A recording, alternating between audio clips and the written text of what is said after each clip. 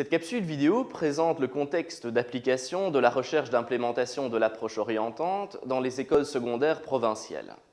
Cette recherche, commanditée donc par la province de Hainaut, a été menée par l'équipe du professeur Marc Demeuse de l'Université de Mons et a débuté lors de l'année scolaire 2009-2010.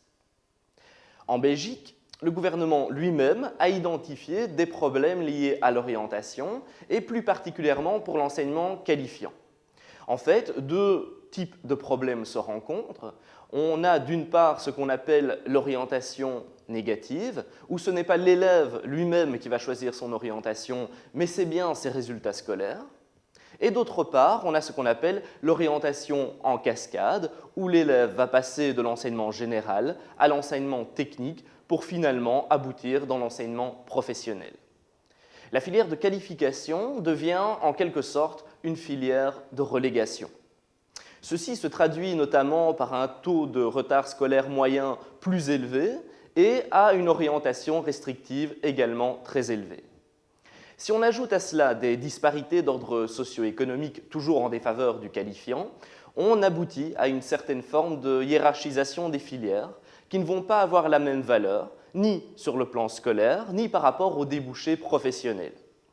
Pourtant, les textes légaux, que ce soit le décret mission ou le contrat pour l'école, stipulent qu'il ne peut pas exister de hiérarchie entre filières et que l'enseignement doit accorder une même chance, une même égalité pour tous les élèves et contrer tous les discours dévalorisants ou tous les mécanismes de relégation. Dans ce cadre, il convient d'adopter un type de projet, un modèle qui soit systémique et qui soit intégrateur.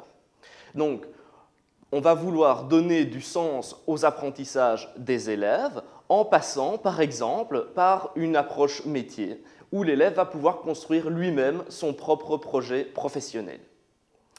L'ensemble des problèmes rencontrés vont donc amener à devoir adopter un modèle qui permette cela. Donc, après une analyse des différentes théories liées à l'orientation et une analyse des différents modèles, qu'ils soient européens ou d'outre-Atlantique, le choix de l'université et du commanditaire s'est posé sur l'approche orientante. Alors, pourquoi l'approche orientante? Simplement parce que l'approche orientante est un modèle intégrateur qui utilise les dernières théories liées à l'orientation. En plus, l'approche orientante bénéficie d'une certaine expertise. Elle est mise en place depuis plus de 20 ans au Québec et depuis quelques années en France. Ceci permet donc d'étudier sa mise en place dans des contextes différents. Le modèle d'approche orientante se base donc sur une démarche qui incite le partenariat des différents acteurs. Ces acteurs peuvent être les directions, évidemment les élèves, les enseignants, les membres des centres PMS ou encore les parents d'élèves.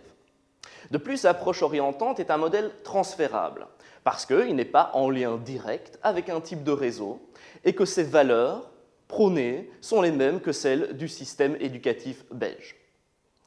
Que ce soit au Québec ou en province de Hainaut, à l'heure actuelle, l'approche orientante a déjà porté ses fruits et des résultats positifs ont déjà été observés. Si vous voulez plus de renseignements concernant l'approche orientante, je vous invite à consulter le site internet approcheorientante.be ou à visionner les autres capsules vidéo ou à prendre contact directement avec l'équipe de recherche.